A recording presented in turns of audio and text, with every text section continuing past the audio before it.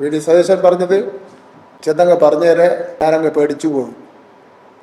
അതേ ഭാഷയിൽ അതേ രീതിയിൽ ഞങ്ങൾ തിരിച്ചു പറഞ്ഞാൽ സതീശൻ പേടിക്കില്ല എന്നുള്ളത് മാത്രമല്ല, ചിലപ്പോൾ മൂത്രം ഒഴിച്ചു.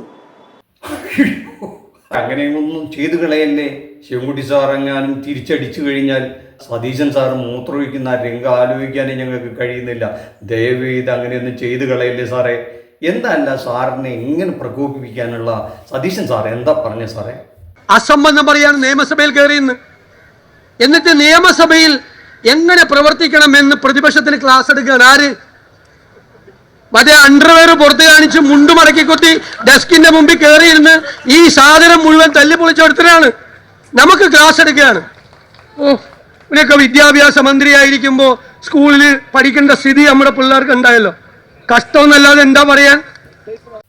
ഞാനൊരു വേള പേടിച്ചു പോയിട്ടോ. ഇനി സതീശൻ സാർ ആവേശത്തിൽ പറഞ്ഞ് ഈ മുണ്ടൊക്കെ മടക്കി കുത്തി ജെട്ടിയൊക്കെ കാണിച്ചുകൊണ്ട് ഈ സാധനമൊക്കെ എന്നൊക്കെ പറഞ്ഞു കഴിഞ്ഞപ്പോൾ പിന്നെ തല്ലിപ്പൊളിച്ചതെന്ന് പറഞ്ഞപ്പോഴാണ് ആകെ സമാധാനം കിട്ടിയത്. പോട്ടെ, എന്തായാലും അന്ന് ശിവൻകുട്ടി പണ്ട് നിയമസഭയിൽ നമ്മുടെ KM മാണി സാറ് ഈ ബഡ്ജറ്റ് അവതരിപ്പിക്കാൻ വരുന്നത് തടയാനായിട്ട് അവർ ഈ രാത്രി മുഴുവൻ നിയമസഭയിൽ കാവൽ കിടന്ന് പിറ്റേ ദിവസം ഈ മാണി സാറിൻ്റെ ഒരു വരവുണ്ടായിരുന്നു.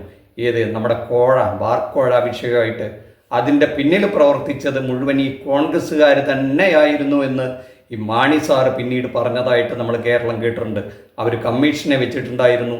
അതിൽ കണ്ടെത്തിയത് കോൺഗ്രസ്സിനകത്തു നിന്ന് തന്നെയാണ് മാണി സാറിനെ പാര വെച്ചതെന്നും അതനുസരിച്ചിട്ടാണ് അവർ UDF വിട്ടുപോയതെന്നൊക്കെ നമുക്കറിയാം. അവരെ പുറത്താക്കി, ചവിട്ടി പുറത്താക്കി. നിങ്ങളെ പുറത്താക്കി എന്ന് പറഞ്ഞപ്പോൾ അവരങ്ങ് പോയി. ഇപ്പം അവരോട് വാ എന്നൊക്കെ പറയുന്നുണ്ടെങ്കിലും യഥാർത്ഥത്തിൽ ഈ മാണി സാറിനെ കുടുക്കിയത് കോൺഗ്രസ്സുകാരെ തന്നെയാണെന്ന് പിന്നീട് അവർ കണ്ടെത്തി. അപ്പോൾ മാണി സാറ് ധനകാര്യമന്ത്രി എന്നുള്ള എനിക്ക് വാർക്കോടെ വാങ്ങിച്ചാൽ പിന്നെ പ്രതിപക്ഷം സമരത്തിലാവാതിരിക്കുമോ? അവർ സമരം ചെയ്തിട്ടുണ്ടാവും. ആ സമരം കാണിച്ച ആവേശത്തിൽ ശിവൻകുട്ടി സാറിനൊക്കെ പിന്നെ സമരം എന്നൊക്കെ പറഞ്ഞാൽ ചെറുപ്പം മുതലേ ഭയങ്കര ആവേശമാണ്. അതിന് പുള്ളിക്ക് പിന്നെ എന്ത് ചെയ്യണമെന്നൊന്നും അറിയില്ല. പുള്ളി മുണ്ട് കൊടുക്കണ ശീലമുള്ള ആളാണ്. പാൻറ്റൊന്നും അല്ലല്ലോ ഇടുക. മേശപ്പുറത്ത് കയറണമെങ്കിൽ പിന്നെ മുണ്ട് നിവർത്തിയിട്ടുകൊണ്ട് മേശപ്പുറത്ത് കയറാൻ പറ്റും. പുള്ളി അങ്ങ് മടക്കി കുത്തി. അപ്പോൾ പിന്നെ മുണ്ടെടുത്ത് മടക്കി കുത്തിയാൽ പിന്നെ ചിലതൊക്കെ കാണും. അത് അണ്ടർവെയർ അല്ലേ, പിന്നെ എന്തിനാ അണ്ടർവെയർ നോക്കാൻ പോയി എന്നറിയില്ല.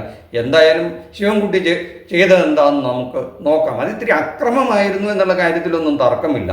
പക്ഷേ ഈ സമരമൊക്കെ അല്ലേ, പ്രതിഷേധമല്ലേ, അത് ആവേശം ഉണ്ടായിരുന്നു. പ്രതിപക്ഷം എന്നൊക്കെ പറയുന്നത് ഇന്നത്തെ പോലെ അല്ല, നല്ല ആവേശത്തിലാണ്. ഇവരെ ഒന്നിനും കൊള്ളില്ല, പ്രതിപക്ഷത്തിരിക്കാനും കൊള്ളില്ല എന്നുള്ളതാണ്. ഇപ്പം ഇന്നും കൂടെ ഒരു സംഭവം ഉണ്ടായി. എന്ത്? ആരോഗ്യമന്ത്രിക്കെതിരെ അടിയന്തര പ്രമേയം കൊണ്ടുവന്നു. അതിൻ്റെ അവസാന ഘട്ടം മന്ത്രി മറുപടി പറഞ്ഞു കഴിഞ്ഞപ്പോൾ ഒരു ചോദ്യം ചോദിക്കാൻ, ഇത് പ്രസ് ചെയ്യാൻ ഒരാളുണ്ടോ എന്ന് ചോദിച്ചപ്പോൾ ആ പ്രതിപക്ഷ ബെഞ്ച് ആകെ കാലി, ഒരു മനുഷ്യനില്ല. അപ്പോൾ ഇവിടുത്തെ ആരോഗ്യരംഗം വെന്റിലേറ്ററിലാണെന്ന് പറഞ്ഞിട്ട് അതിന് മറുപടി പറഞ്ഞ മന്ത്രിയോട് എന്തെങ്കിലും ഒരു വാക്ക് പറയാൻ, ഇത് വോട്ടിനിടന്ന് എന്തെങ്കിലും പറയാനായിട്ട് ഒരു മനുഷ്യനെ അവിടെ കാണണ്ടേ? ആരും ഉണ്ടായിരുന്നില്ല ആ ബെഞ്ചിൽ. ഇതാണ് ഈ പ്രതിപക്ഷത്തിൻ്റെ ഒരവസ്ഥ എന്ന്. അതെന്തെങ്കിലും ആവട്ടെ. ശിവൻകുട്ടി സാർ അന്ന് കാണിച്ച ആ കാഴ്ച ചെറുതായി ഒന്ന് കണ്ടു നോക്കാം.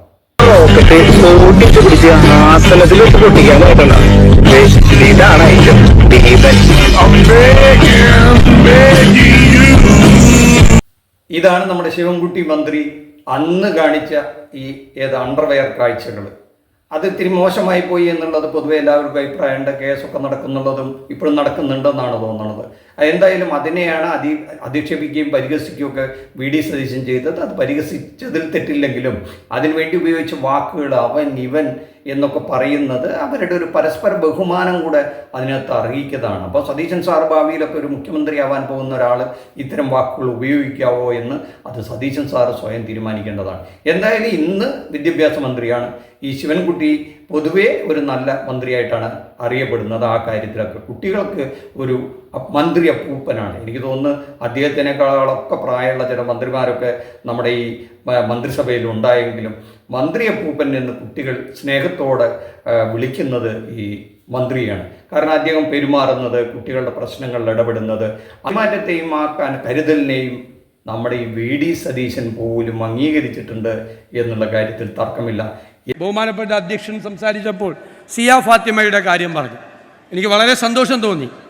ഈ നമ്മുടെ കലോത്സവ ചട്ടങ്ങൾ അത് ഭേദഗതി ചെയ്ത് ബഹുമാനപ്പെട്ട വിദ്യാഭ്യാസ മന്ത്രി മുൻകൈയെടുത്ത് അവർക്ക് ഓൺലൈനിൽ മത്സരത്തിൽ പങ്കെടുക്കാൻ ആ കുട്ടിക്ക് അനുവാദം കൊടുത്തു. ഞാൻ വിദ്യാഭ്യാസ മന്ത്രിയെ പ്രത്യേകമായി അക്കാര്യത്തിൽ അഭിനന്ദിക്കുക. കാരണം നമ്മുടെ ഗവേണൻസ്, ഗുഡ് ഗവേണൻസ്, നല്ല ഭരണം എന്ന് പറഞ്ഞാൽ അതിൻ്റെ ഏറ്റവും വലിയ കമ്പോണൻ്റ് എന്ന് പറയുന്നത് എമ്പതിയാണ്. എന്തിനേറെ ഇത് നല്ല ഭരണമാണ് എന്ന് സതീശൻ സാർ പറഞ്ഞു. കാരണം നല്ലൊരു ഭരണത്തിൻ്റെ ലക്ഷണമാണ് എമ്പതി എന്നുള്ളത്.